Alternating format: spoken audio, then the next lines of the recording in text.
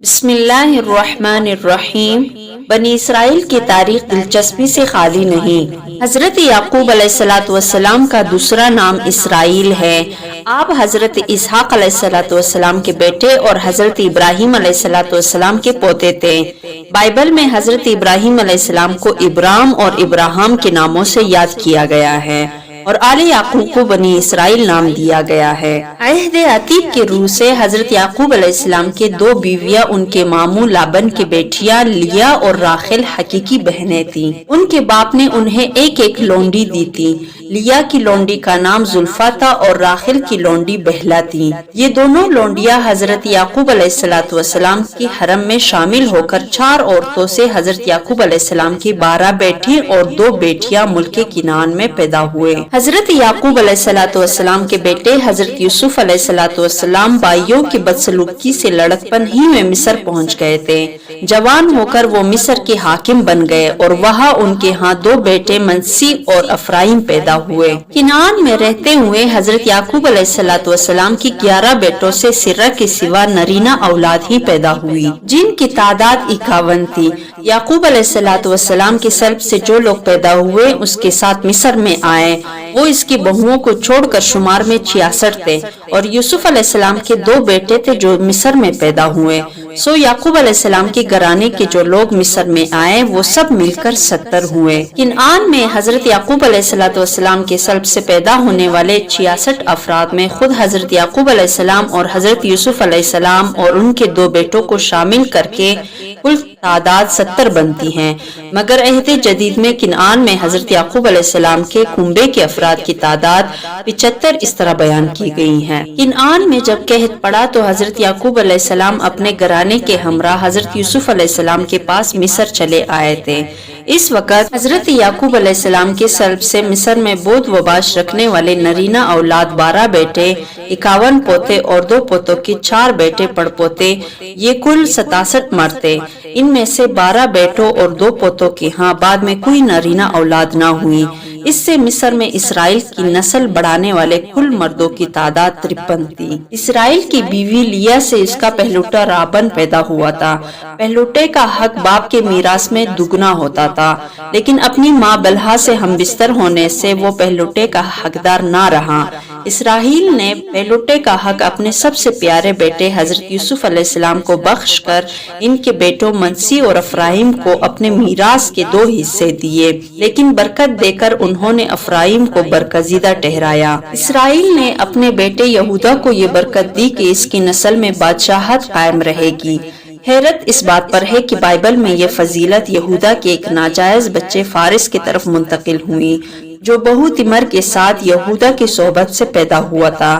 یہودی اور مسیحی حضرت داؤد علیہ السلام، حضرت سلیمان علیہ السلام اور حضرت عیسیٰ علیہ السلام جیسی برگزیدہ ہستیوں کو فخریہ فارس کی نسل قرار دیتے ہیں۔ اسرائیل کے بیٹے لاوی کو یہ برگزیدگی ملی کہ اس کی نسل سے حضرت موسیٰ اور حضرت ہارون علیہ السلام پیدا ہوئے، اور خدا کے حکم سے حضرت موسیٰ علیہ السلام نے کہانت یعنی دینی پیشوائی کا اعلیٰ ترین منصب حضرت ہارون علیہ السلام کی اولاد کو بخشا۔ اپنی موت سے پہلے حضرت یعقوب علیہ السلام نے حضرت یوسف کی اولاد کو اپنے بیٹوں کے ساتھ یہ کہہ کر شامل کر لیا تھا، تیرے دونوں بیٹے جو ملک مصر میں میرے آنے سے پہلے پیدا ہوئے میرے ہیں، یعنی روبن اور شمعون کی طرح افرایم اور منسی بھی میرے ہوں گے، اور جو اولاد ان کے بعد تجھ سے ہوگی وہ تیری ٹھہرے گی، پر اپنی میراث میں اپنے بھائیوں کے نام وہ لوگ نامزد ہوں گے۔ اس طرح افرایم اور منسی کو شامل کر کے حضرت یعقوب علیہ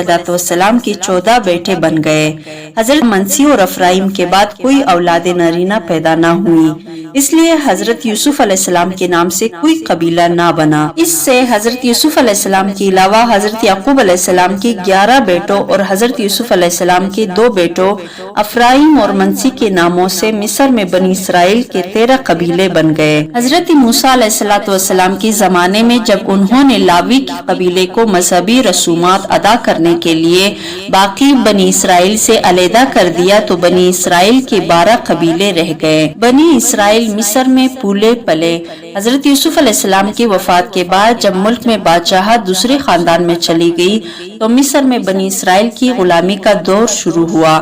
اس زمانے کی حالت بائبل میں یوں درج ہے: یوسف اور اس کی بائی اور اس پشت کے سب لوگ مر مٹے، اور اسرائیل کی اولاد نہایت زوراور ہو گئی، اور وہ ملک ان سے بھر گیا۔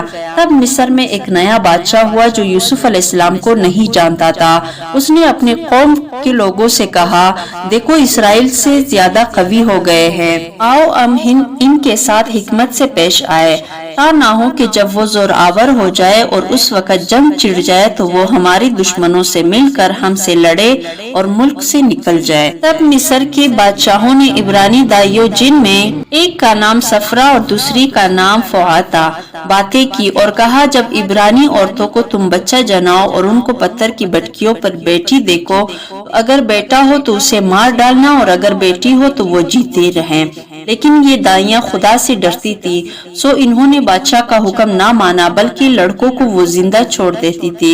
اس سبب سے کہ وہ دائیاں خدا سے ڈری، اس نے ان کے گھر آباد کر دیے۔ اور فرعون نے اپنی قوم کے سب لوگوں کو تاکیداً کہا کہ ان میں جو بیٹا پیدا ہو تم اسے دریا میں ڈال دینا، اور جو بیٹی ہو اسے جیتی چھوڑ دینا۔ عہد عتیق کی ان بیانوں سے یہ تاثیر ملتا ہے کہ کل بنی اسرائیل کی عورتوں کو بچہ جنانے کے لیے صرف 2 عبرانی دائیاں صفرا اور فوعہ تھی۔ اس کے علاوہ فرعون مصر نے بنی اسرائیل کے اولاد نرینہ کو پیدائش کے وقت مروا دینے کا جتن بھی کر رکھا تھا۔